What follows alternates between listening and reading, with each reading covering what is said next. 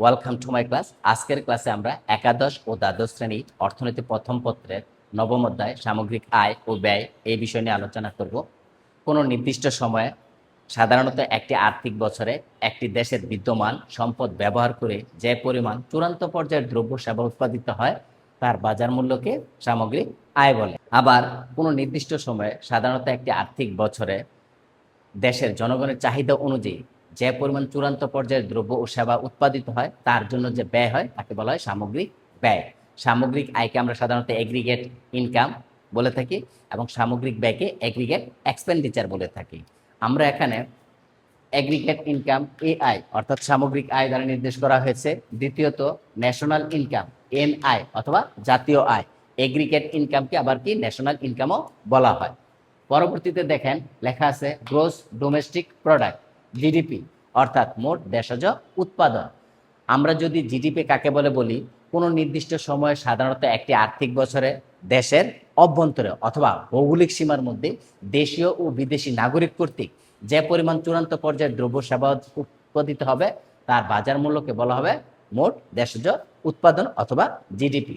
আবার এখানে লেখা আছে দেখেন গ্রোস ন্যাশনাল প্রোডাক্ট অর্থাৎ মোট জাতীয় উৎপাদন। এটাকে আবার বলা হয় গ্রোস ন্যাশনাল ইনকাম অর্থাৎ জিএনআই, মোট জাতীয় আয়। কোনো নির্দিষ্ট সময়ে একটি দেশের নাগরিক কর্তৃক দেশের ভিতরে অথবা বাহিরে যে পরিমাণ চূড়ান্ত পর্যায়ে দ্রব্য সেবা উৎপাদিত হবে তার বাজার মূল্যের সমষ্টিকে বলা হবে মোট জাতীয় আয় অর্থাৎ জিএনপি অথবা জিএনআই। আমরা যদি জিডিপি এবং জিএনপির মধ্যে তুলনা করি তাহলে মৌলিক পার্থক্য হচ্ছে একটা দেশের নাগরিক। একটা দেশের নাগরিককে নিয়ে যখন চিন্তা করা হবে, সে দেশের অভ্যন্তরে হোক অথবা দেশের বাইরে হোক, তার উৎপাদিত সম্পদের হিসাব যখন নেওয়া হবে সেটা হবে জিএনপি অর্থাৎ মোট জাতীয় আয়। আবার যদি এমন হয় একটা নাগরিক ভৌগোলিক সীমার ভিতরে শুধু চিন্তা করা হচ্ছে, সে দেশীয় নাগরিক হোক অথবা বিদেশি নাগরিক হোক, তাহলে তার দ্রব্যের উৎপাদনের যে হিসাবটা হবে আর্থিক মূল্যে, তার হিসাবটা নেওয়া হবে জিডিপিতে। তাহলে আমরা মৌলিক পার্থক্যটা হলো জিডিপি এবং জিএনপির মধ্যে নাগরিককে নিয়ে চিন্তা করতে হবে। আবার জিডিপি এবং জিএনপি থেকে আমরা সূত্রে আসতে পারি জিডিপি কি সি প্লাস আই প্লাস জি অর্থাৎ কনজামশন, ইনভেস্টমেন্ট, গভর্নমেন্ট এক্সপেন্ডিচার। এই তিনটা বিষয় যখন থাকবে তাকে বলা হবে বদ্ধ অর্থনীতি অর্থাৎ শুধুমাত্র ভৌগোলিক সীমার ভিতরে চিন্তা করা হবে। আবার যখন GDP plus X minus M, এই এক্স মাইনাস এম দ্বারা বোঝানো হচ্ছে এক্স হচ্ছে রপ্তানি আয়, এম হচ্ছে আমদানি ব্যয়। এই দুটার পার্থক্যকে বলা হয় নিট রপ্তানি। তাহলে জিডিপির সাথে যদি যুক্ত হয় নিট রপ্তানি তখন সেটা জিএনপি হবে। অর্থাৎ এখানে বদ্ধ অর্থনীতির সাথে নিট রপ্তানি অর্থাৎ আমদানি ব্যয় এবং রপ্তানি আয় অন্তর্ভুক্ত হয়েছে। তাহলে এই দুইটা সূত্র থেকে আমরা আবার পরবর্তীতে কয়েকটা সূত্রে যেতে পারি। যেমন এখানে লেখা আছে এনএনপি অর্থাৎ net national product. Net national product এর বাংলা হচ্ছে নিট জাতীয় আয় অর্থাৎ নিট জাতীয় আয় হচ্ছে মোট জাতীয় আয় থেকে অথবা মোট জাতীয় উৎপাদন থেকে আমরা যদি ডিসি এবং সিসিএ বাদ দিয়ে দিই। সিসিএ কি ক্যাপিটাল কনজামশন অ্যালাউন্স অর্থাৎ মূলধন সামগ্রীর ব্যবহারজনিত ব্যয়। ডিসিও সেম জিনিসই ডিপ্রিসিয়েশন কস্ট অর্থাৎ অবচয় ব্যয়। অবচয় ব্যয় বলতে আমরা কি বুঝি? এই যে মূলধন সামগ্রীর ক্ষয়ক্ষতিজনিত ব্যয়, এই ক্ষয়ক্ষতিজনিত ব্যয়কে বলা হবে অবচয় ব্যয় বা ক্যাপিটাল কনজামশন অ্যালাউন্স। এখন আমরা যদি দেখি এনএনপি এবং এনডিপির ক্ষেত্রে নিট ন্যাশনাল প্রোডাক্ট অর্থাৎ জিএনপি থেকে যদি আমরা ডিপ্রিসিয়েশন কস্ট অথবা সিসিএ বাদ দিয়ে দিই তাহলে যা অবশিষ্ট থাকবে সেটা হচ্ছে এনএনপি। আবার যদি এনডিপির ক্ষেত্রে চিন্তা করি তাহলে এখানে দেখেন ডি অর্থাৎ ডোমেস্টিক। তাহলে জিডিপি থেকে আমরা যদি সিসি অথবা ডিসি বাদ দিয়ে দিই তাহলে সেটা হবে কি এনডিপি। তাহলে আমাদের খেয়াল রাখতে হবে সর্বপ্রথমে যে জিডিপি এবং জিএনপি বলতে কি বুঝি এবং এটার মধ্যে মৌলিক পার্থক্য। এই দুটা থেকে আমরা এনএনপি অথবা এনডিপি নির্ণয় করতে পারি। আমরা সামগ্রিক আয় বিভিন্নভাবে পরিমাপ করতে পারি। আমরা এখানে লিখেছি সামগ্রিক আয় অথবা জাতীয় আয় পরিমাপ পদ্ধতি। এই পদ্ধতি সামগ্রিক আয় পরিমাপের পদ্ধতি হচ্ছে তিনটি।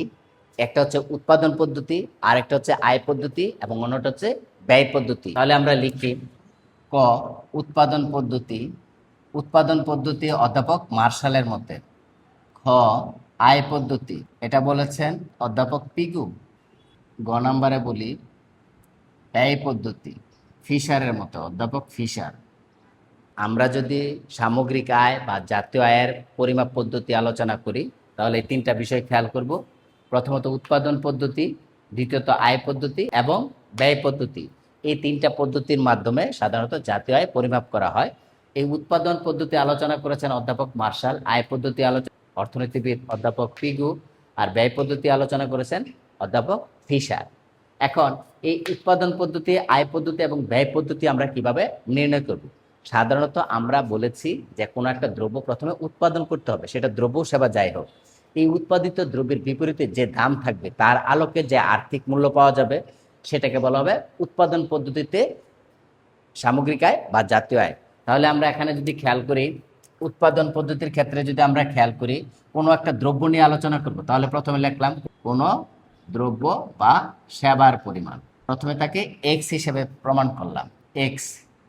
এখন যদি বলা হয় কোনো দ্রব্য বা সেবার দাম, কোনো দ্রব্য বা সেবার দাম, তাহলে এই যে দ্রব্যটা আছে এই দ্রব্যের দাম দ্বারা যদি আমরা গুণ করি তাহলে যে পরিমাপটা পাওয়া যাবে সেটা হচ্ছে উৎপাদন পদ্ধতিতে সামগ্রিক আয়। আমরা যদি একাধিক দ্রব্য নেই তাহলে একাধিক দ্রব্যের একাধিক দামও থাকবে। যদি আমরা মনে করি উৎপাদিত দ্রব্যের পরিমাণ প্রথমে x1, x2, x3 dot dot xn, এখন দামও একাধিক হবে, তাহলে p1, p2, p3 dot dot pn।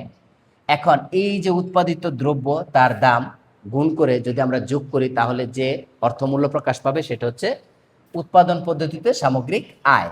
তাহলে আমরা লিখতে পারি অতএব সামগ্রিক আয় এ আই ইজ ইকুয়াল টু, অথবা এটাকে ওয়াই দিয়ে প্রকাশ করা যায়, তাহলে এখানে কি লেখা যাবে?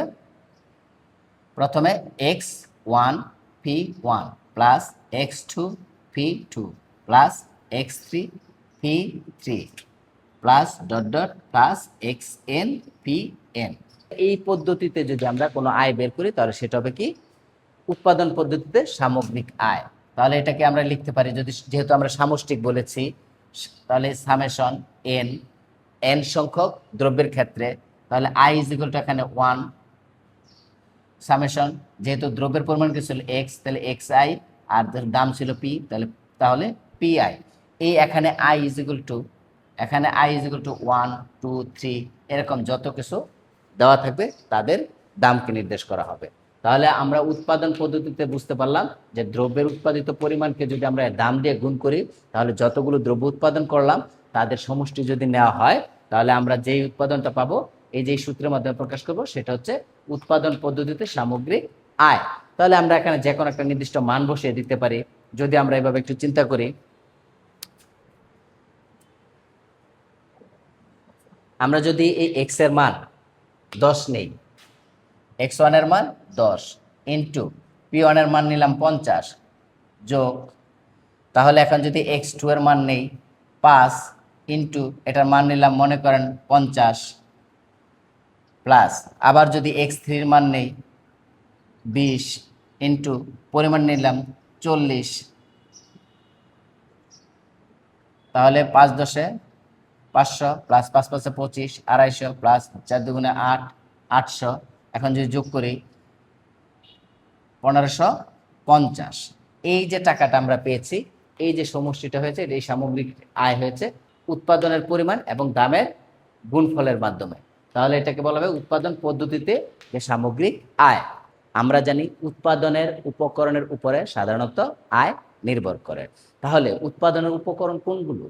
ভূমি, শ্রম, মূলধন এবং সংগঠন। এই চারটা বিষয়কে অর্থনীতিতে উৎপাদনের উপকরণ হিসেবে বিবেচনা করা হয়। আমরা যদি এখানে লিখি আয় পদ্ধতির ক্ষেত্রে উৎপাদনের উপকরণ, এই উপকরণগুলো কি কি?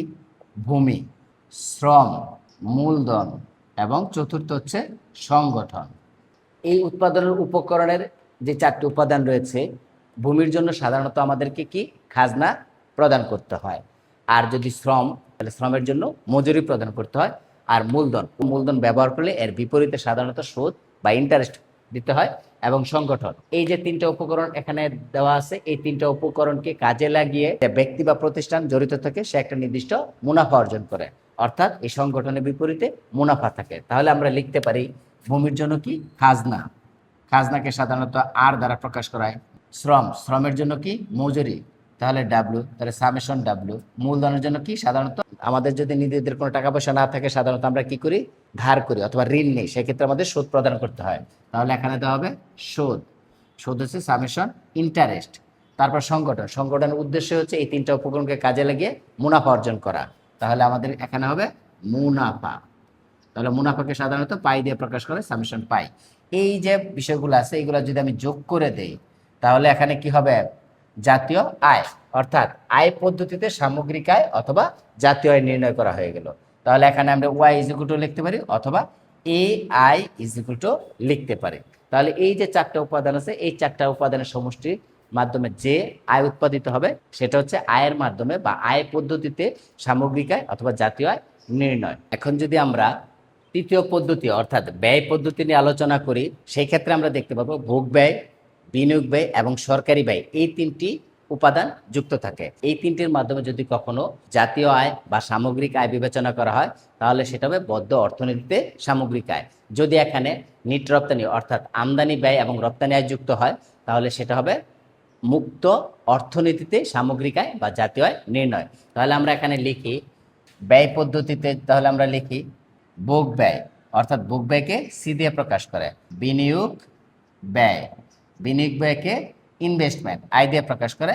আর একটা উপাদান হচ্ছে সরকারি ব্যয়, সরকারি ব্যয়, সরকারি ব্যয়কে সাধারণত জি দিয়ে প্রকাশ করে।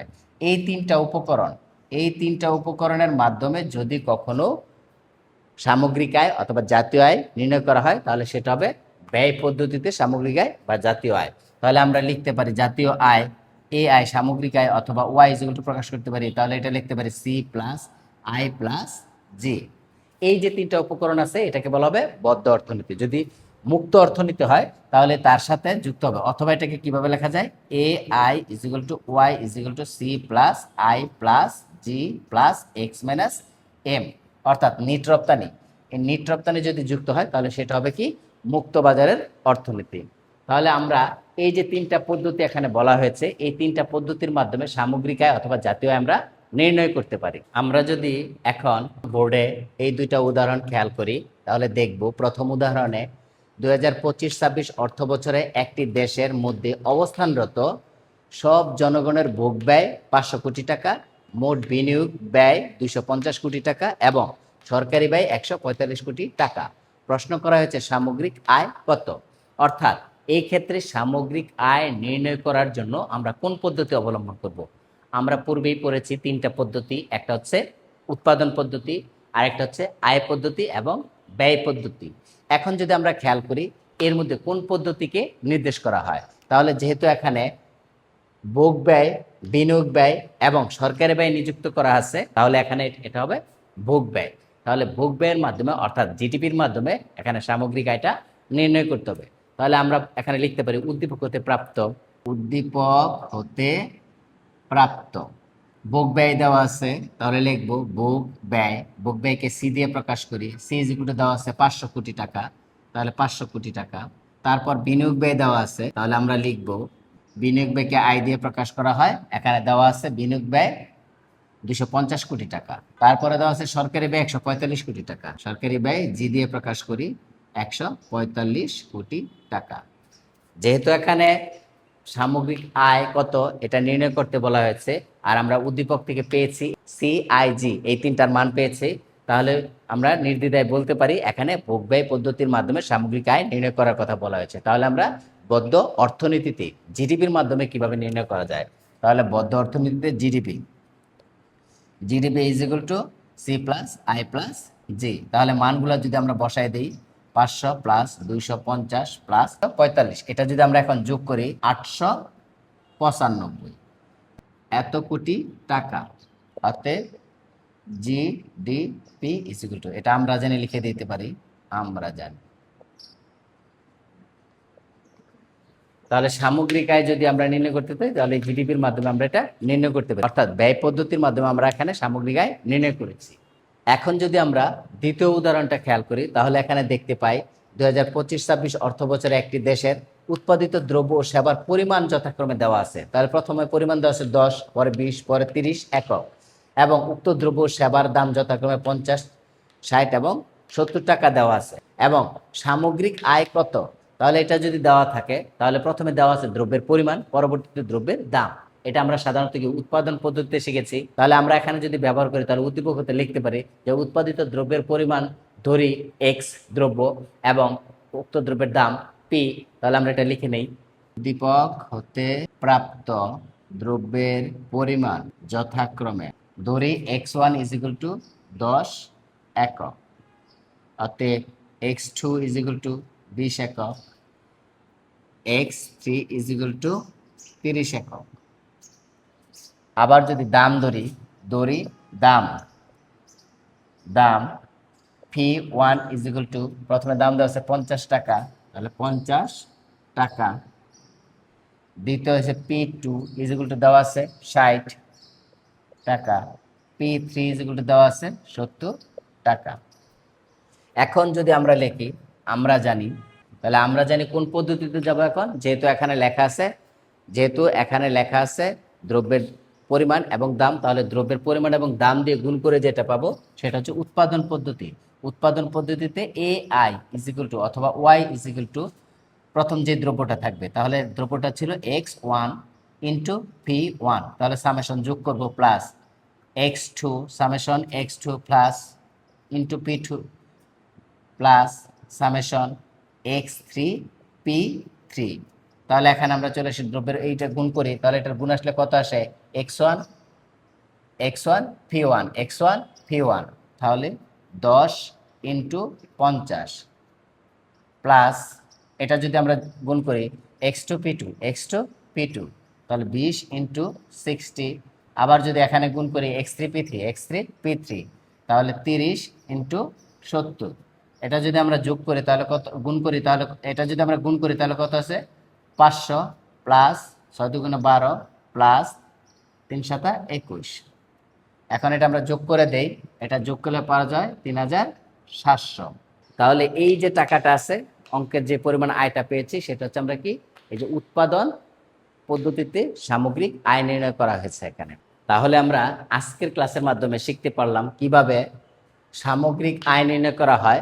সেটা পরিমাপ করার জন্য 3টা পদ্ধতি বিদ্যমান রয়েছে, উৎপাদন পদ্ধতি, আয় পদ্ধতি এবং ব্যয় পদ্ধতি। আমরা এখানে 2টা পদ্ধতি দেখেছি, উদাহরণ 1-এর মাধ্যমে ব্যয় পদ্ধতি এবং উদাহরণ 2-এর মাধ্যমে উৎপাদন পদ্ধতি, যেখানে নির্ণয় করা হয়েছে নির্দিষ্ট সামগ্রিক আয়। তাহলে আজকের ক্লাসে সামগ্রিক আয় ও ব্যয় বলতে কি বুঝি, জিডিপি এবং জিএনপি অর্থাৎ মোট জাতীয় উৎপাদন এবং মোট দেশজ উৎপাদন বলতে আমরা কি বুঝি, এবং সেখান থেকে কিভাবে জিএনপি এবং জিডিপি নির্ণয় করা হয় সেই ক্ষেত্রে আমরা স্বচ্ছ ধারণা পেয়েছি। আশা করি এই ক্লাসের মাধ্যমে আমরা শিখতে পেরেছি। ধন্যবাদ সবাইকে। পরবর্তী ক্লাস দেখার জন্য শুভকামনা রইল।